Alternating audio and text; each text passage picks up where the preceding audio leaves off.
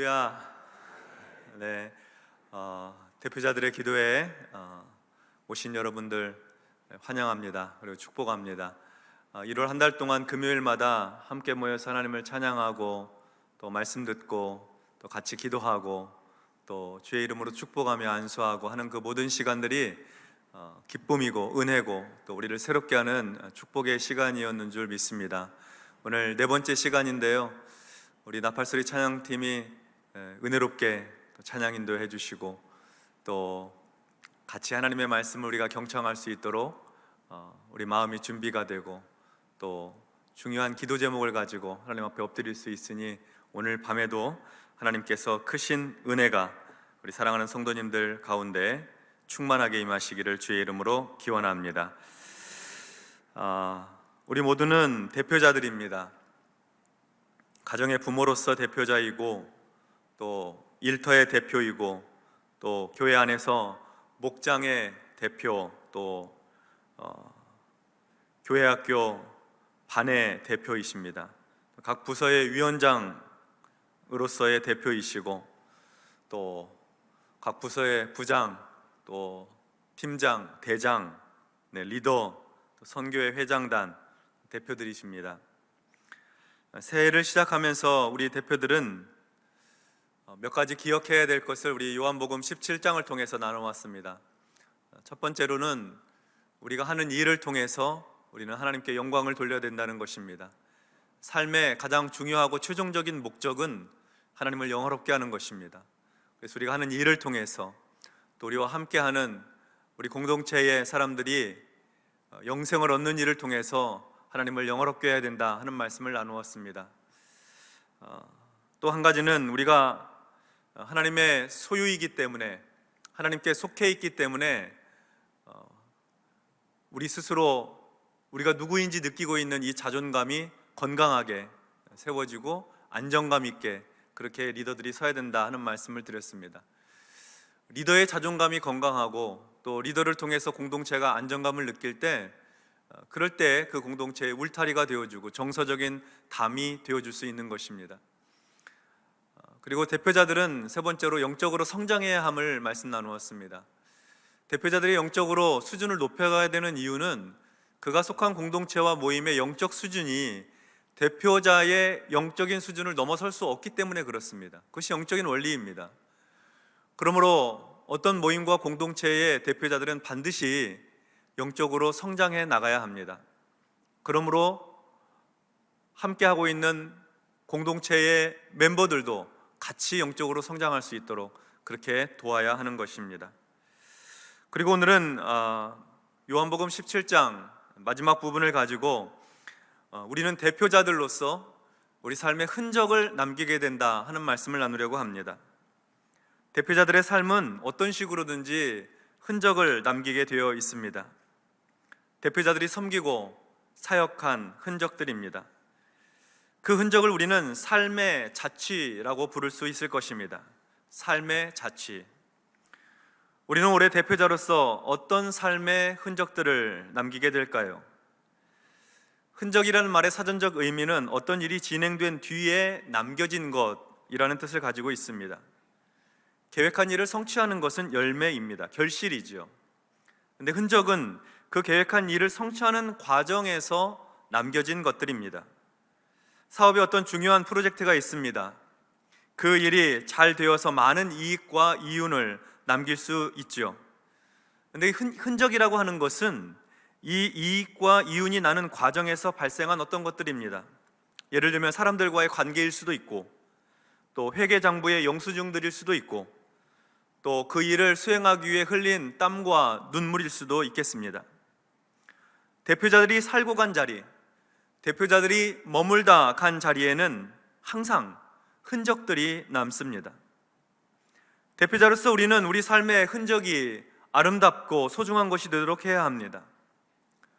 만약 우리가 대표자로서 굉장한 업적을 이루고 괄목할 만한 성취를 이루었다 하더라도 그 업적과 성취의 흔적들이 다른 사람들에게 상처가 되었다든지, 그 과정이 불공정했다든지, 심지어 불의한 방법을 썼다고 한다면 그 업적으로 하나님께 칭찬을 들을 수 없을 것입니다. 오히려 책망받을 일이죠. 그래서 우리 대표자들은 어떻게 해서든지 이 삶의 흔적들이 정직하고 진실해야 되고 따뜻하고 평안해야 하는 것입니다. 겉으로 보기에는 아주 괜찮아 보이는 가정이 있을 수 있습니다. 넓고 깨끗한 자기 집을 소유하고 있고 자동차도 크고 좋은 신형이고 통장에는 평생에 써도 부족하지 않을 만큼 넉넉한 잔고가 있고 자녀들은 좋은 대학 나와서 전문직 직종에서 일하고 있고 식구들도 모두 다 건강하고 아주 괜찮아 보이죠. 너무 좋아 보입니다. 그러나 그렇다고 해서 그의 삶의 흔적도 괜찮다고 말할 수 있을지 우리는 돌아볼 수 있어야겠습니다. 만약 내적으로는 부부 사이에 갈등의 골이 깊고 자녀들의 마음에는 상처가 가득하며 식구들의 마음이 사분오열되어 있고 무엇보다 신앙에서 점점 멀어지고 있다고 한다면 아주 괜찮아 보이는 가정이 삶의 자리에 남긴 흔적들은 결코 괜찮다고 말할 수 없을 것입니다. 그러나 만일 평범해 보이는 가정, 문제도 좀 있고 기도할 제목들도 있습니다. 그런데 식구들이 마음이 하나예요. 서로 사랑하고 아껴주고 있습니다. 신뢰와 존중이 가득합니다. 그러면 그 가정의 삶의 흔적들이 사랑이죠. 그 가정의 대표가 걸어온 흔적들의 발자취를 살펴보면 사랑 가득한 소중한 흔적들이 남아 있는 것입니다. 기업도 마찬가지입니다. 해마다 영업 이익이 많이 나고 그 흑자의 폭이 커가고 사업의 지경이 넓어지고 주식시장에 상장을 하고 매출이 증대되고 있는 기업이 있다고 하십시다. 겉으로는 굉장히 좋아 보입니다. 그러나 그렇다고 해서 흔적도 괜찮다고 말할 수 없을지 모릅니다. 흔적에 대해서는 괜찮지 않다 이렇게 말할 수 있다는 거죠. 만약 직원들이 과정한 업무로 극심한 스트레스를 받고 있고 경쟁 업체가 망해서 집 밟고 올라섰고 또 사업이 번성하기 위해서 뇌물과 청탁이 있었다고 한다면 아주 괜찮아 보이는 회사의 삶의 자리에 남긴 흔적들은 결코 괜찮다고 말할 수 없을 것입니다. 그러나 반대로 아주 평범한 사업이고 작년과 올해의 매출이 크게 차이가 나지 않습니다. 주변에서 잘 주목하지도 않고요. 그런데 직원들이 모두 행복해합니다. 서로 배려가 있고 따뜻함이 있는 회사 생활입니다. 직원들이 그런 회사를 사랑하고 자랑스러워합니다. 그러면 그 회사의 대표가 남기고 있는, 회사의 직장의 동료들이 함께 남기고 있는 삶의 흔적들은 사랑이죠. 귀한 것들입니다. 그래서 우리는 겉으로 보여지고 실적으로 나타나고 성취로 드러난 그것을 통해서 우리는 흔적을 남기는 것이 아니고 그 이면에 있는 삶의 발자취들, 그 흔적들을 통해서 우리가 살아온 삶이 하나님 앞에서 존귀한 인생인지 사람들에게 영향을 끼쳤던 귀한 삶인지를 가늠해 볼 수 있다는 것입니다. 우리 예수님께서 요한복음 17장을 통해서 제자들을 위해 기도하시고 또 제자들의 복음 전파를 통해 예수 믿게 될 후대의 그리스도인들을 위해 기도하실 때 예수님은 우리가 이러한 흔적들을 남기를 원하셨습니다. 먼저 20절과 21절입니다. 내가 비옵는 것은 이 사람들만 위함이 아니요 또 그들의 말로 말미암아 나를 믿는 사람들도 위함이니 아버지여 아버지께서 내 안에 내가 아버지 안에 있는 것 같이 그들도 다 하나가 되어 우리 안에 있게 하사 세상으로 아버지께서 나를 보내신 것을 믿게 하옵소서. 예수님의 기도는 예수 믿는 성도들이 서로 하나가 되도록 하는 기도입니다. 하나님 아버지가 아들 안에 있는 것 같이 아들 예수 그리스도께서 하나님 아버지 안에 있는 것 같이 성도들이 서로 하나가 되기를 바라셨습니다. 성도들이 같은 마음을 가지고 같은 사랑을 가지고 뜻이 하나가 되고 마음이 하나가 되기를 바라셨던 것이죠. 그리스도인들이 마음이 하나가 되는 것만으로도 세상은 교회를 새롭게 보고 예수님을 믿게 될 것입니다. 오늘날 우리가 남겨야 할 흔적은 어떤 선교적인 업적이나 건물의 웅장함이 아닙니다. 그보다는 성도들이 서로 하나가 되는 것, 교회들이 하나가 되는 것, 연합과 일치의 흔적들을 남겨야 합니다. 나뉘고 흩어지고 깨어지고 사분오열되는 것은 복음 전파를 가로막는 일입니다. 세상이 손가락질을 하고 교회는 신뢰를 잃게 되는 길이죠. 그러므로 대표자 여러분, 우리는 우리가 속한 공동체, 우리가 섬기는 공동체가 하나가 되기 위해서, 마음이 하나가 되고 뜻이 하나 되기 위해서 힘써 기도해야 할 것입니다. 사랑으로 하나 될 수 있도록 대표자들이 애쓰셔야 된다는 것이죠.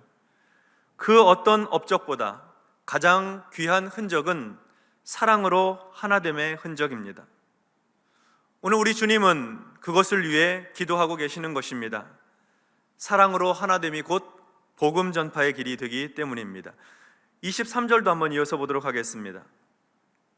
곧 내가 그들 안에 있고 아버지께서 내 안에 계시어 그들로 온전함을 이루어 하나가 되게 하려 함은 아버지께서 나를 보내신 것과 또 나를 사랑하심 같이 그들도 사랑하신 것을 세상으로 알게 하려 함이로소이다.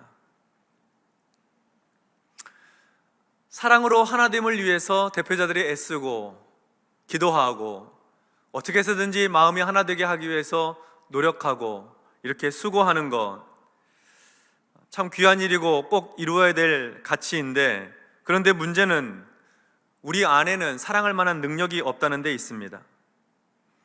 누구도 다른 사람을 사랑할 만한, 충분히 사랑할 만한 능력이 없습니다. 10달 동안 뱃속에 있었고 자기가 배 아파 낳은 자녀도 때로는 밉고 마음에 안 들지 않습니까? 하물며 가족이 아닌 남남이 한 교회 안에서 또 한 직장 안에서 한 마음 되고 사랑하며 지낸다는 것, 얼마나 어려운 일입니까? 우리 안에 사실 다른 사람을 사랑할 만한 능력이 없습니다. 그것을 인정하고 시작해야 됩니다. 내가 노력하면 사랑할 수 있을 거야. 내가 애쓰면 우리 섬기는 모임이 하나가 될 수 있을 거야. 그것이 우리 노력과 우리의 수고를 통해서 이룰 수 없다는 것을 우리가 인정하고 시작해야 된다는 것입니다. 내 안에 사랑할 만한 능력이 없다 하는 것을 인정해야 된다는 것이죠. 그러면 어떻게 해야 될까요?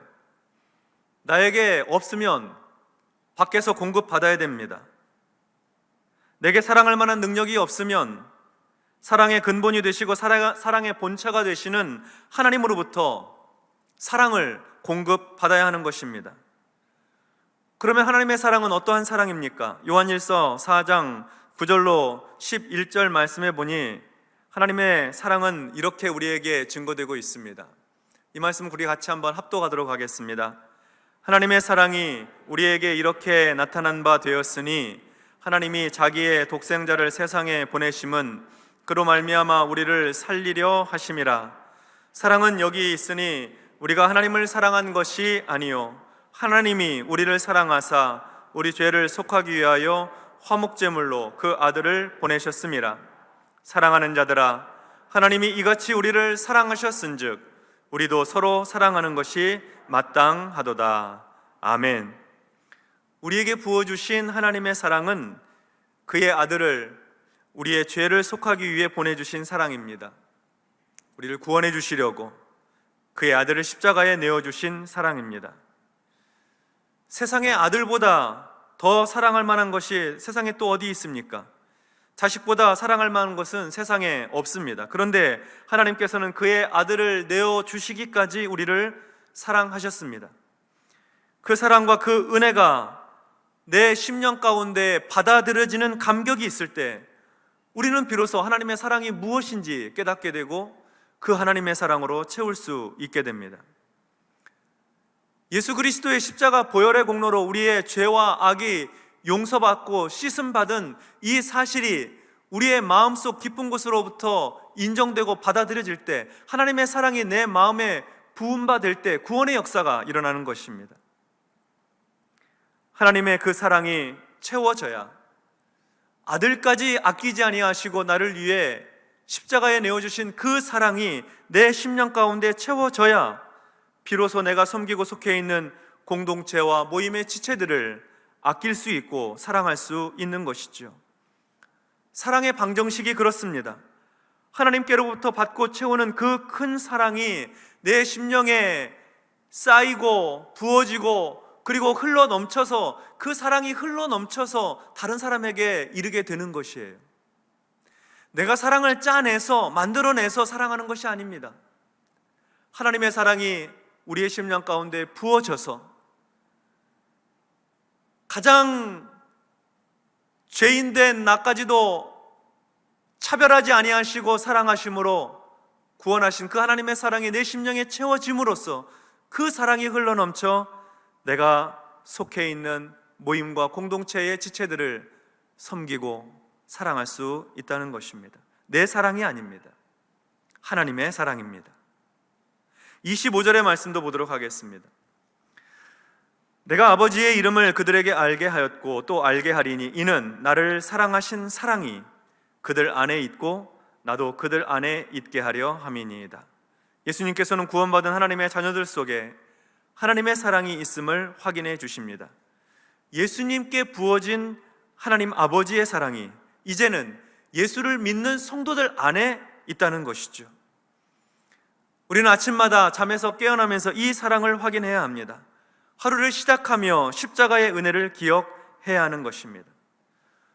우리가 새해를 시작하고 대표자들의 기도회로 모여서 우리가 반드시 회복해야 할 우리 안에 영성이 있다면 그것은 십자가의 사랑입니다. 십자가의 사랑, 죄사함의 은혜, 구원의 감격입니다. 그 은혜 안에 있을 때 우리는 마음이 하나가 되고 뜻이 하나가 되어서 사랑의 흔적들을 남길 수 있는 것입니다. 우리 대표자들이 먼저 이 은혜와 사랑을 회복해야 합니다. 우리가 이전에 어떠한 죄악 가운데 살았든지 십자가 앞에 나오면 우리 주님께서는 그의 흘리신 보혈로 깨끗하게 정결하게 씻어 주십니다. 하나님은 우리의 죄를 용서해 주시고 지나간 일을 생각하지 않으신다 하셨습니다.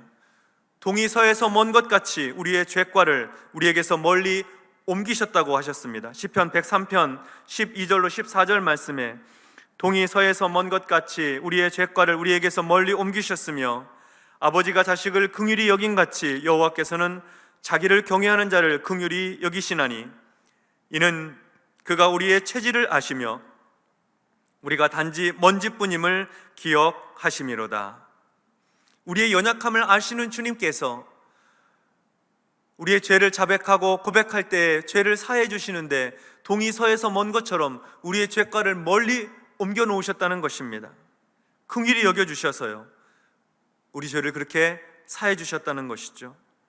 그리고 우리 주님은 요한일서 1장 9절의 말씀에서 만일 우리가 우리 죄를 자백하면 그는 미쁘시고 의로우사 우리 죄를 사하시며 모든 불의에서 우리를 깨끗하게 하신다고 약속해 주셨습니다.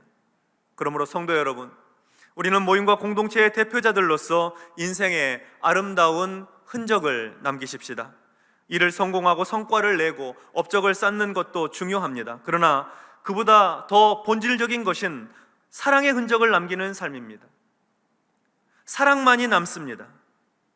그 사랑은 우리 자신에게서 나오는 것이 아니라 하나님께서 그 아들을 내어주셔서 우리에게 부어주신 사랑입니다. 십자가의 사랑입니다. 우리의 모든 죄와 허물을 용서하고 씻어주신 그 사랑으로 아침마다 충만해야 하는 것입니다. 그래서 삶의 모든 여정에 하나님께서 부어주신 사랑의 흔적들을 남기고 살아야 되는 것이죠. 교회는 사랑을 연습하고 훈련하는 곳입니다. 목장 모임에서 사랑을 연습하십시오. 섬기는 봉사 부서에서 사랑을 훈련하세요.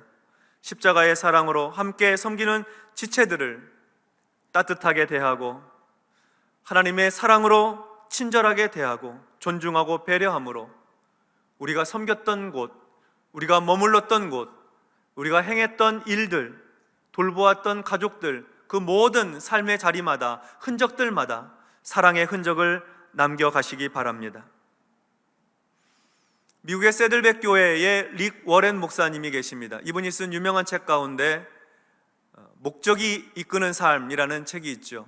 우리 한국에도 소개되었고 우리 교회에서도 십수년 전에 목적이 이끄는 40일 캠페인을 한 적이 있습니다. 그분이 쓴 책에 보면 이런 내용이 있습니다. 우리가 천국문 앞에 서서 우리가 하나님 앞에 섰을 때에 하나님께서는 우리에게 너는 세상에 살 때 얼마나 많은 업적을 남겼느냐 묻지 않으실 것입니다. 그 대신 너는 세상에 있는 동안 얼마나 사랑하며 살다 왔느냐 물으실 것입니다. 이런 내용의 글을 썼습니다. 우리 믿음의 삶에서 하나님께서 사랑의 흔적을 찾는다는 것이죠. 우리 대표자들이 사랑의 흔적을 남기며 살아가야 되겠습니다. 사랑보다 더 귀한 것은 없습니다. 지금까지 우리의 삶을 돌이켜보면 삶의 곳곳에 여러 흔적들을 남기며 살아왔을 것입니다. 사랑의 흔적은 얼마나 많이 남겨져 있습니까? 우리가 이루었던 삶의 업적과 성취의 결실들, 그것에 비해서 사랑의 흔적들은 너무 작은 것은 아닙니까? 지금까지 살아온 시간이 너무 많아서 다시 사랑의 흔적 남기기가 어렵고 안타까우시다면 걱정 안 하셔도 됩니다. 오늘부터, 금년부터 하나님 앞에 설 때까지 우리가 속한 모임과 공동체 안에서 대표자들로서 사랑의 흔적들을 남기며 살면 됩니다. 사랑은 어떤 것입니까? 사랑은 오래 참습니다. 사랑은 온유합니다. 사랑은 시기하거나 질투하지 않습니다. 사랑은 무례히 행하지 않습니다. 사랑은 자랑하지 않고, 그리고 사랑은 교만하지 않습니다. 사랑은 참습니다. 견뎌냅니다. 인내합니다. 그리고 사랑은 허물을 덮어줍니다. 이 사랑의 흔적들을 우리 생애에 곳곳에 남길 수 있다고 한다면 하나님께서 그 흔적들을 통해 영광을 받아주시고, 그리고 복음이 전파되는 통로가 되게 하시며, 우리가 섬기는 공동체 안에는 하나님의 사랑이 우리를 통해서 흘러가서 사랑 가득한 모임과 공동체가 될 것입니다. 사람들이 볼 때 화려하지 않을 수도 있습니다.